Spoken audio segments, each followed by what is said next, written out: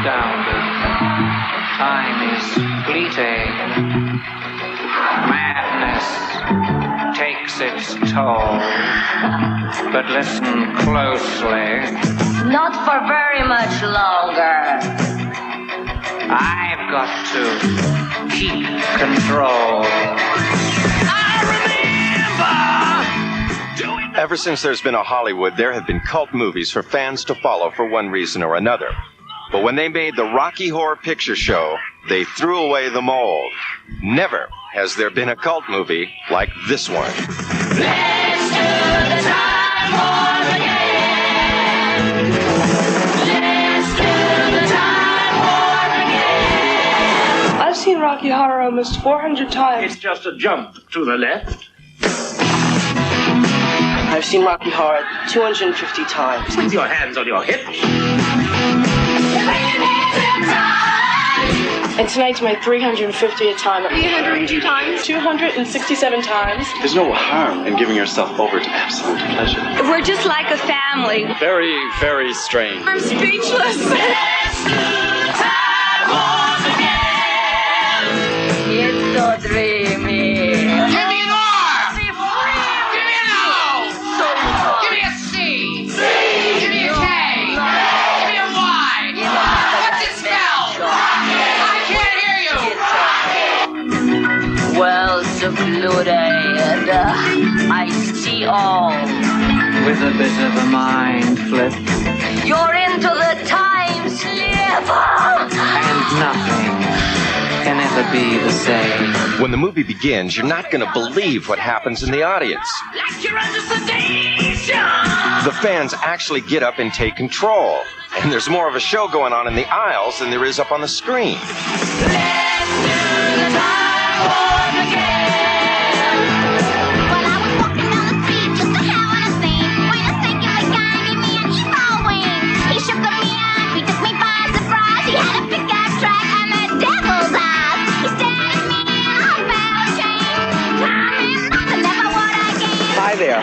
My name is Sal Piro, and I'm president of the National Rocky Horror Picture Show fan club. Tonight's going to be my 425th time seeing this film.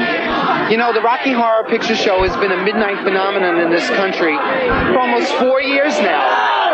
4 years running at midnight, and it started right here in the village, right here in Greenwich Village.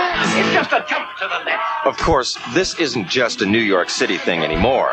It's gone nationwide, worldwide, happening wherever people want and need to be different. There's more to being a Rocky Horror fan than just putting on a costume. That's too easy. And it's only half the fun. No, to really crack into the cult, you've got to believe your fantasy and then go out and be it. You've got to turn life into your own special kind of dream movie and play out your favorite role at center screen.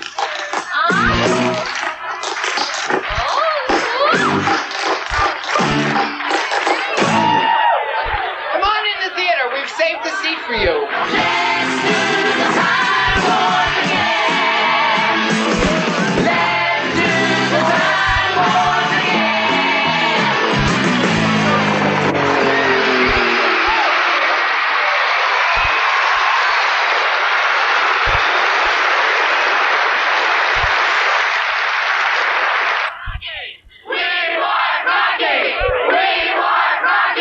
Outside of the theater, hours before the Rocky Horror Picture Show begins, fans start lining up.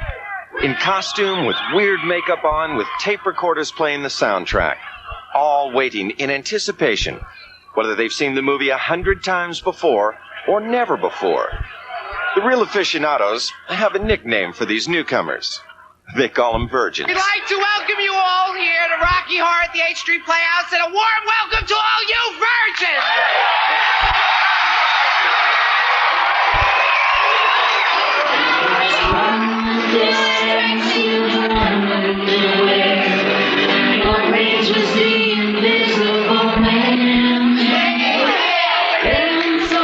Rocky Horror is more than a movie, it's a way of life, and it means a lot to all of these people.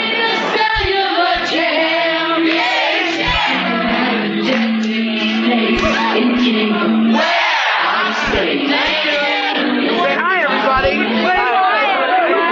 How many times have you seen the movie? back for another 200. How many times, Debbie? 250. 250 times. How many times, Jenny? 110. 110. And everybody in the front of the line is like that.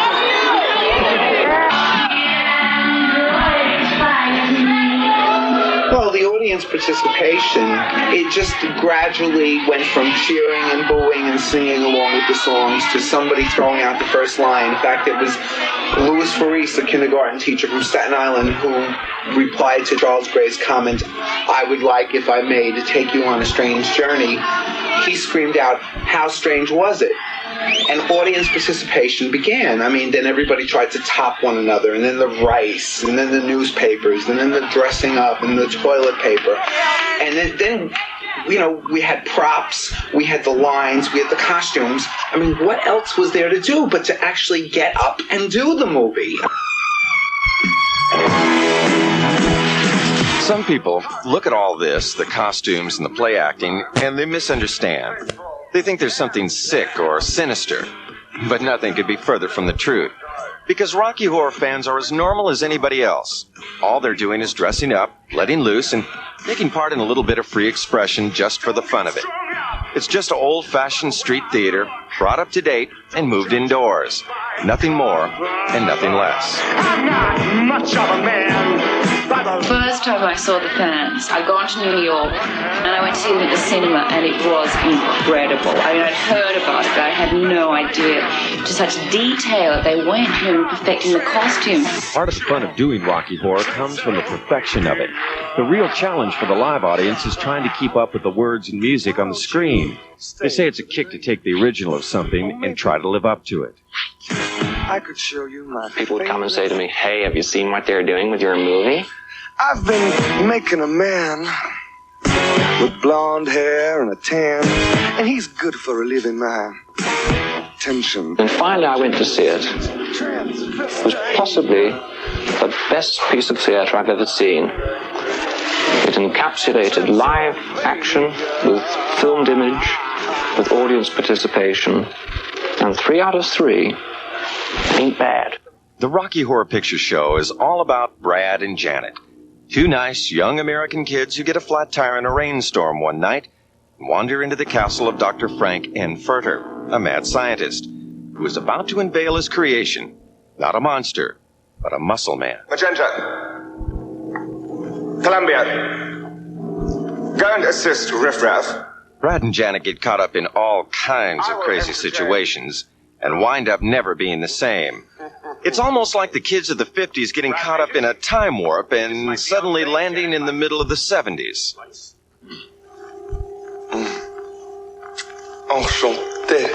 The whole Rocky Horror cult phenomenon began right here in the village over 5.5 years ago.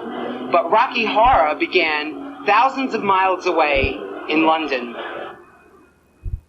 Do you realise it's been 8 years? Since what? Since Rocky. I do. Yes. 8 years ago, I was 14. I am, Radu. What were you doing 8 years ago? The Rocky Horror Show. What's the Rocky Horror Show?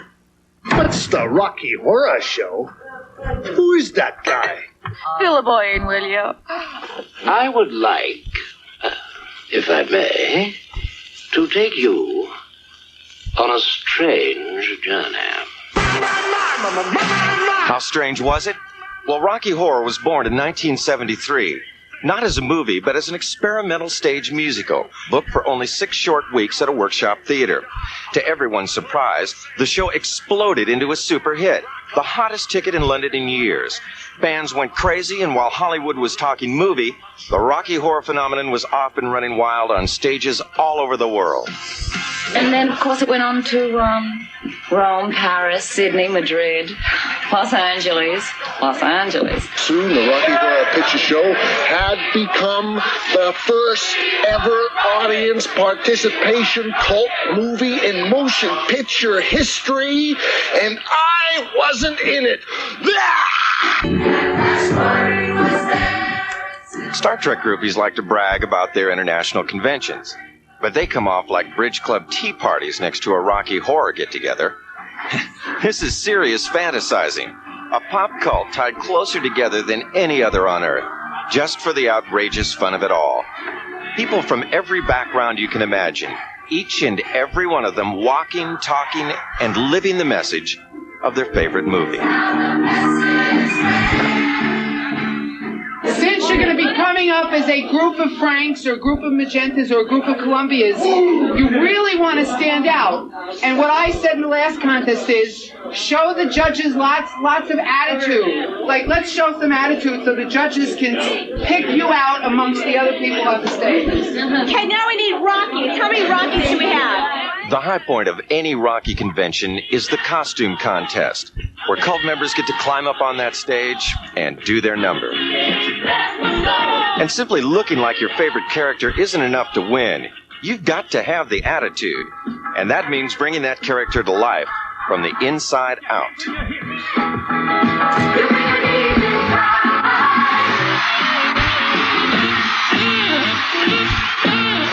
This is the big leagues, the ultimate challenge with the ultimate reward, the approval and applause of your peers.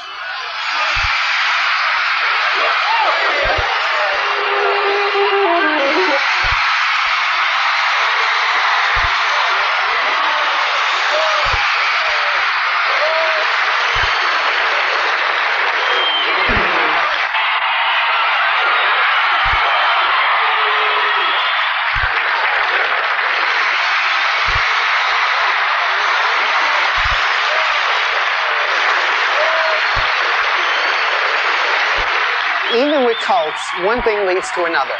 Time marches on, things change. And now, after 6 years, they've taken the hero and heroine of the Rocky Horror Picture Show and put them in a brand new movie. It's called Shock Treatment.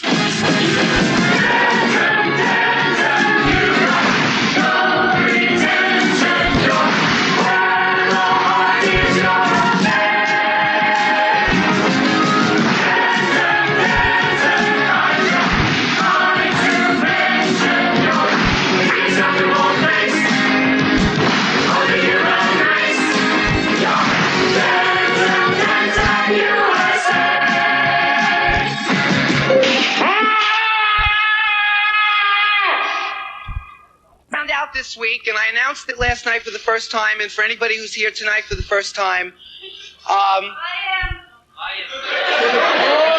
then listen, okay? Tomorrow I'm being flown to England because I'm going to be in the sequel to Rocky Horror.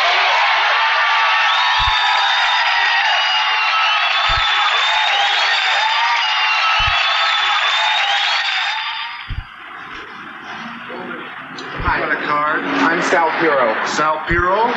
You from New York? Yes. He knows me.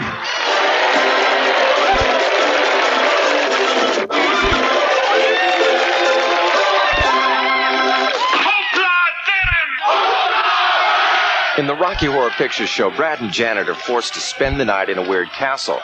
But in the new movie Shock Treatment, it's even stranger. They start out on a TV game show, and they end up inside a primetime insane asylum. Would the first couple who seem to have made a hash of their marriage and cooked their goose step this way, please? Yo! That's us, Brad. Richard O'Brien, who wrote both Rocky Horror and Shock Treatment, says that Brad and Janet are victims of the modern world we live in. Their marriage is a mess, their lives are a mess, and that's something everyone can relate to, not just Rocky people. I am sick of being humiliated by you. It looks like Brad has got it. Say, here's some more prizes for ladies here on Marriage Ladies.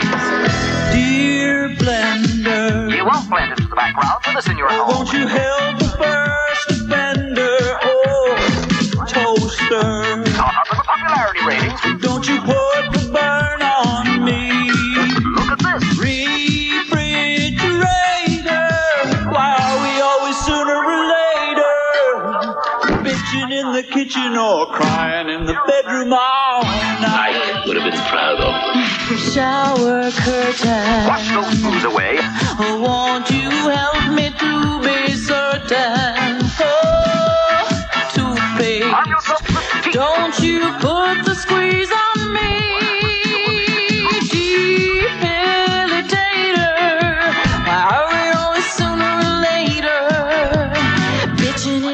fainting or crying in the bedroom all night.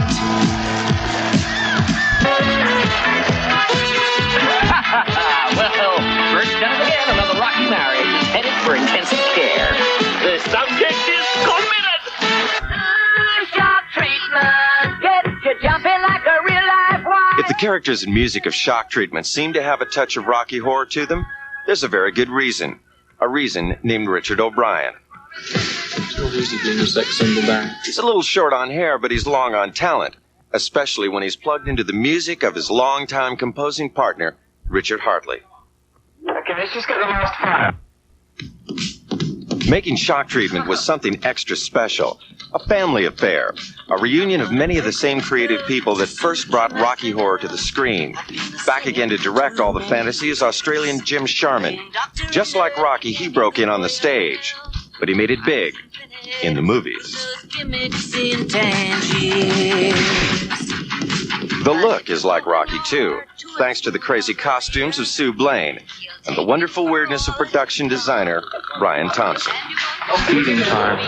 And at the top, out of sight but in control, that's where you'll find Rocky executive producers Lou Adler and Michael White, and producer John Goldstone. Get you jumping like a real life wire. Need a bit of shock treatment. Get that shadow under the chin. For a pistol that'll mystify ya.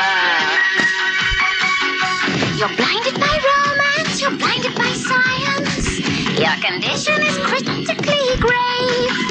But don't expect mercy from such an alliance. Suspicion of tradition, so you wave. You need a bit of shock treatment. Get you jumping like a real live wire. Need a bit of shock treatment.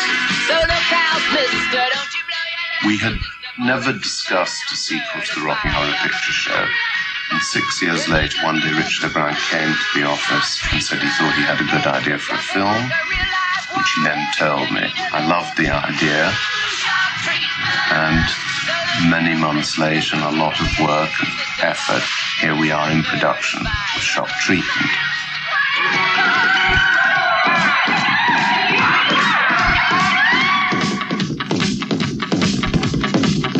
Look at that! Bert Schnick's dancing!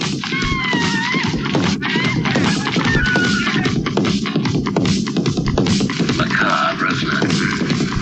The blind leading the blind. Let me tell you something about Shock Treatment. Rocky Horror was the 50s meeting the 70s. And we all went from being little Brads and Janets to becoming, at least in spirit, all Frankenfooters, okay? And the person we have to especially thank for that state of mind is Richard O'Brien. Ever since I was a little boy. This is something brand new from Richard O'Brien, a giant step that moves out of the 70s and into the 80s. To be discreet, there's one thing you just can't beat. And it's a strapless, backless, classical little black dress. Well, first you go rip, rip, rip. Then you go snip, snip, snip. Then you whip it and zip, zip, zip. And split it up to the hip, hip, hip. And as you strip, strip, strip, you shiver and quiver for that soft caress as you slip, slip, slip into that little black dress. It's fun to see the people from Rocky Horror in different roles. The same creative geniuses that brought you Rocky. It'll be great. Well, first you go rip, rip, rip. Then you go snip, snip, snip. Then you're whipping and zip, zip, zip. Split it up to the hip, hip, hip. And as you strip, strip, strip. Oh, you quiver, shiver. For that soft caress as you slip, slip, slip into that little black dress. That minimum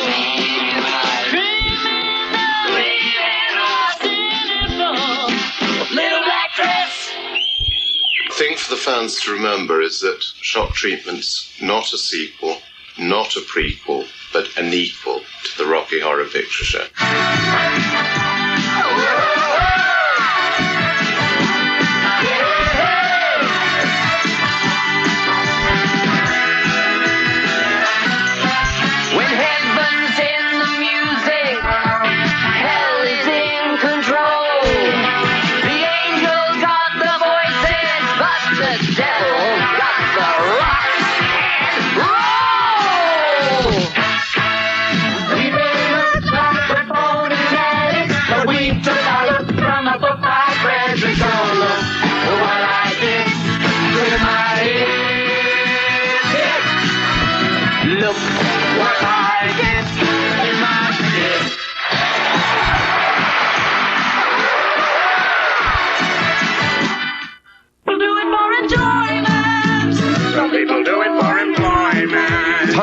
phenomenon that just won't quit. The Rocky Horror Picture Show still plays to standing room only weekend audiences in more than 200 theaters coast to coast and around the world. And now comes Shock Treatment with a whole new creative dimension. And the only cult of its kind keeps right on going, bigger and better. More than ever, for those who follow the Rocky Road, it's a way of life.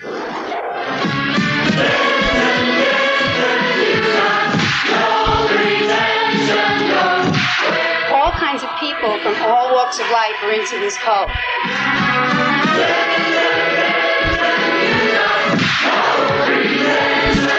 It's the best thing to go to on a Saturday at midnight. My parents still don't understand why I do this.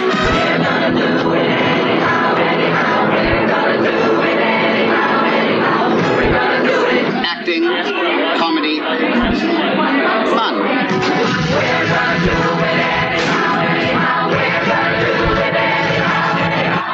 I'm a Rocky Horror aficionado, and I think we're ready for Shock Treatment in the 80s. Just gotta keep going. Just gotta keep going.